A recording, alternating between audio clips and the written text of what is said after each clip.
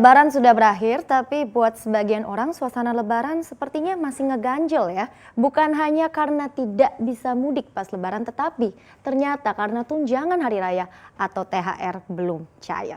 Kami akan ulas untuk Anda dalam Lebaran usai THR belum di tangan. Sejak awal bulan Mei ini, Kementerian Ketenagakerjaan atau Kemnaker telah membuka posko pengaduan THR tahun 2020. Pasalnya, pandemi corona memang diproyeksi meningkatkan resiko ketidakmampuan perusahaan dalam membayar THR kepada pegawainya tahun ini. Dan ternyata benar ada sejumlah pelanggaran dan Kemnaker mengkategorikannya ini dalam 4 kategori pengaduan THR. Kategori pertama yaitu pengaduan THR yang belum dibayarkan, yang kedua adalah THR yang belum disepakati, kemudian THR yang terlambat dibayar, dan THR yang benar-benar tidak dibayarkan. Sehingga hasil yang diterima oleh Kemnaker terdapat total 453 pengaduan terkait pembayaran THR kepada pegawai dan buruh. Lantas berapa banyak perusahaan yang ternyata tidak menyanggupi THR-nya untuk pekerjanya? Posko pengaduan Kemnaker menyebut dari periode pertanggal 11 hingga 25 Mei 2020 sebanyak 336 perusahaan yang diadukan karena tidak mampu melaksanakan kewajibannya dalam membayar THR. Sehingga memang THR ini tak terbayang dan pastinya berujung-ujung lagi kepada cash flow yang seret. Dan nunggaknya THR ini cuma dampak kecilnya saja karena pukulan serius dari cash flow yang seret adalah perumahan karyawan bahkan PHK. Berdasarkan data per 1 Mei 2020 oleh Kementerian Ketenagakerjaan disebutkan bahwa setidaknya terdapat lebih dari 1 juta orang di sektor formal yang dirumahkan. Sementara sekitar 375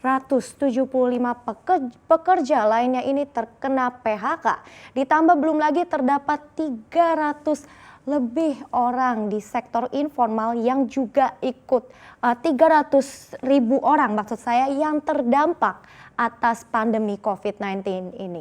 Sehingga total pekerja dari seluruh pekerja di kedua sektor ini yang terkena imbas sebanyak 1,7 juta orang. Sehingga faktanya memang hal yang tidak diinginkan seperti ini sudah terjadi bagi para pekerja dan tentunya memang masih ada faktor penyebabnya. Di masa pandemi ini sektor yang paling terbebani adalah sektor real. Kita lihat ini dari buktinya. Per akhir Maret tercatat penurunan penerimaan pajak di sektor pertambangan yang anjlok 22,4% secara tahunan. Sementara sektor manufaktur ini juga terpukul ditunjukkan oleh angka PMI maksud saya pada bulan April merosot ke angka 27,5 yang melambangkan bahwa ini adalah kontraksi yang sangat parah. Bahkan salah satu sektor yang harusnya paling meraup keuntungan saat momen-momen hari raya Lebaran seperti jasa dan perdagangan juga terhantam parah.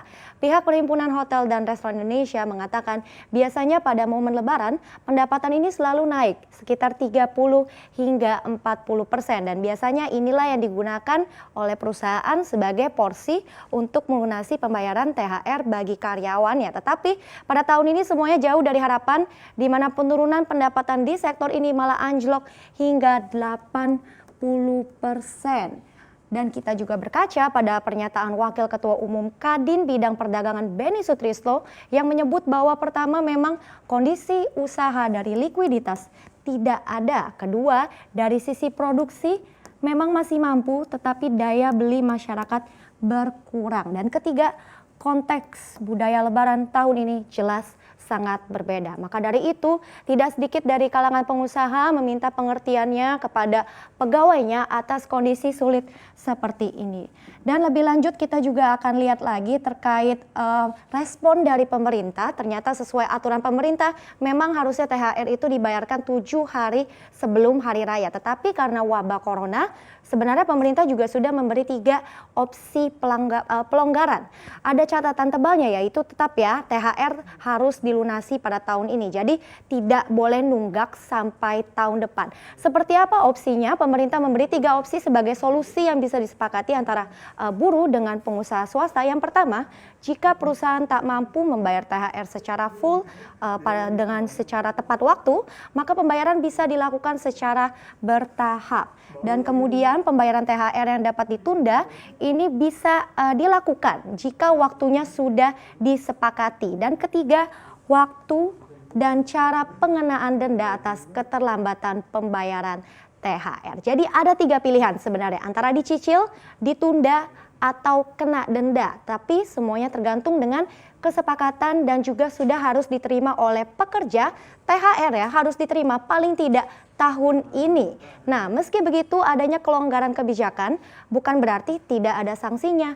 Menteri Ketenagakerjaan Ida Fauzia mengatakan pengusaha yang terlambat membayar THR kepada pekerja akan dikenai denda sebesar 5%. Nah, adanya denda tetapi tidak akan menghilangkan kewajiban bagi si pengusaha itu untuk tetap harus membayar THR bagi pekerjanya. Lantas lebih lanjut seperti apa sanksinya? Nah, sanksi ini mulai bersifat administratif berupa teguran tertulis dan juga lebih parahnya jika perusahaan tidak membayar THR sama sekali atau mangkir bisa dikenakan sanksi lebih berat lagi, yaitu pembatasan bahkan pembekuan kegiatan usaha. Jadi pertanyaannya, akankah THR para karyawan terlunasi dengan bantuan aturan ini? Kita juga pastinya akan pantau sampai akhir tahun ini kondisinya akan seperti apa.